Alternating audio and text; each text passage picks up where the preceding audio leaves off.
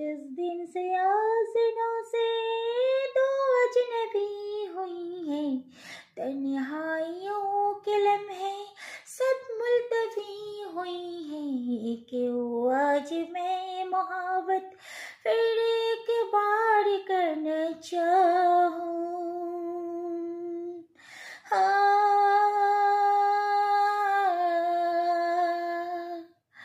ये दिल तो ढूंढता है इनकार के बहाने, लेकिन जिस्मों कोई पाबंदियां न मानी, मिलके तुझे बगावत खुद से ही यार करना चाहूं।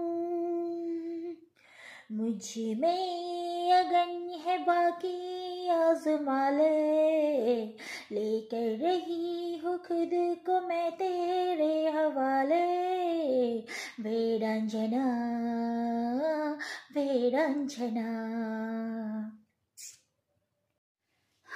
তো শুনলে আমি একটা সং গিয়ে তোমাদের শোনালাম, কিন্তু এটা সবথেকে বড় কথা যে আমার কিন্তু কোনো অভিজ্ঞতা নেই। কারণ এটাই যে আমি কিন্তু কখনো গান শিখিনি। গান শিখিনি বলতে আমি হয়তো অনেক কিছুই শিখতে পারতাম, বাট সেটা আমার ভাগ্য খারাপ। অনেক ছোটোতে বিয়ে হয়ে গেছিলো, তারপরে আমার কিছুই হয়নি। তো চলো কি বলবো তোমাদেরকে, মানে আমি অনেক কষ্টে চেষ্টা করি যে মানে একটু যদি আর কি নিজের সুরটাকে বের করতে পারি। তা আমি জানি যে আমার গলার ভয়েস সত্যি খুব খারাপ, অনেক দুঃখিত। আমি একটু যদি মানে চেষ্টা করব, তা গলার ভয়েসটা এতটাই মানে কি বলবো, এতটাই সেই ছোট্ট বাচ্চাদের মতন লাগে যে মানে কারোর জাস্ট শুনতে ইচ্ছা করবে না, এরকম একটা ব্যাপার। তো প্লিজ তোমরা একটু গানটা শুনবে, ওকে, একটু সহযোগিতা করবে, আমার সঙ্গে থাকবে। আমি একটু চেষ্টা করলাম যাতে হয়। আর একটা কথা হচ্ছে কি বলতো, মানে সত্যি কথা বলতে আমার প্রচণ্ড দুর্ভাগ্য যে আমি যে মানে এমন একটা পরিস্থিতিতে পৌঁছে গেছি যে মানে কি বলবো, মানে ইউটিউবে পরিস্থিতিটা এরকমভাবে আমার খারাপ হয়ে যাবে আমি বুঝতেও পারিনি। আমি জাস্ট বুঝতে পারিনি যে এতটা খারাপ হয়ে যাবে, মানে প্রচণ্ড প্রচণ্ড খারাপের মধ্যে পৌঁছে গেছি। কারণ এটাই যে আমি প্রচুর উঠে গেছিলাম, প্রচুর। তারপরে মানে সত্যি দোষটা বোধহয় আমারই, যে মানে আমি কমপ্লিটলি 1 বছরের মধ্যে কিছুই করে উঠতে পারিনি। মানে এই কারণে আমার হয়তো এটা হয়েছে। তো কি করব বলো, আর কিছু করার নেই, এটা আমার দুর্ভাগ্য। তবে আমি দেখব, আমি মোটামুটি আর দেখব কতটুকু নামতে পারি। যদি দেখি যে আমি একদমই প্রায় নেমে যাচ্ছি, সত্যি কথা বলতে, আমি তাহলে ইউটিউব পুরো বন্ধ করে দেবো একদম। মানে আমি ইউটিউব আর রাখবো না, এটাই হচ্ছে কথা। পুরো পুরো বিলকুল ডিলিট করে দেবো একদম আমি ইউটিউব, যদি দেখে আমি একদম নেমে যাচ্ছি। কারণ আমি হচ্ছে এটা পুরোটাই আমার দোষ দেব না। দোষটা না দেওয়ার কারণ হচ্ছে আমার ওখানে 2টো ভিডিও আছে, মানে ইউটিউবে আমার দুটো ভিডিও আছে।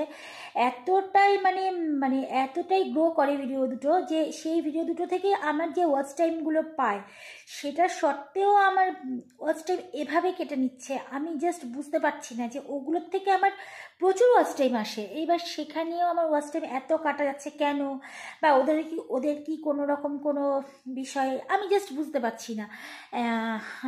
আদৌ কি এটা কি সত্যি যে ইউটিউবে কোনো চিট হয় না, আমার ঠিক সেটা জানা নেই। তবে যাই হোক, আমি দেখবো আর কিছুদিন আমি যদি এইভাবে নামতে থাকি। কারণ আমার দুটো ভিডিও আছে প্রচণ্ড গ্রো করছে, সেইগুলো যদি আমার সেখানকার মানে সূত্র ধরেও যদি আমার ওয়াচ টাইমটা থাকতো, তাহলে আমি জানতাম যে না আমি এদিক থেকে পাচ্ছি। কিন্তু সেগুলো বাদ দিয়েও আমার প্রতিটা দিন এইভাবে কী করে যায়। এই যাই হোক, আমার কাছে হয়তো আমি নিজে হয়তো ভাবছি ভুল, হয়তো ওদের কাছে ঠিক, কি তোমাদের কাছেও ঠিক লাগতে পারে। তো চলো, আমার কাছে কোনো ব্যাপার না, আমি এসব নিয়ে অতটা চিন্তা করব না। কারণ এটাই যে ভাগ্য খেলাবো কি করে বলো তো, নিজে কর্ম করে খেটে আমি এতটা দূর এসেছি। ঈশ্বরের মহিমায় প্রচুর জীবনে কষ্ট করেছি, আর যতটুকু ভালো আছি আমি নিজের পরিশ্রমে ভালো আছি, কেউ আমাকে কোনো দিন ভালো রাখেনি।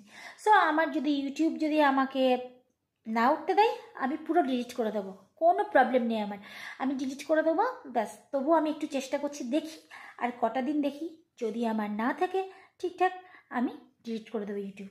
কারণ আমি এইভাবে কষ্ট করে, আমি এতদিন প্রচুর কষ্ট করে আমার মাথা খারাপ হয়ে গেছে, সেগুলো হচ্ছে আমার সাংসারিক জীবনের কষ্ট। ওই কষ্টটা যে আমি কতটা নিয়েছি সেটা আমি জানি, আর একমাত্র ঈশ্বর জানেন, ঠিক আছে? তো চলো, আমি এই নিয়ে আর কথা বাড়াতে চাই না, দেখি আমার কি হয়, তারপরে নেক্সটে না হয় আমার ভাগ্য খারাপ হলে আমি আর ইউটিউবে আসবো না। টাটা, গুড নাইট, ভালো থেকো।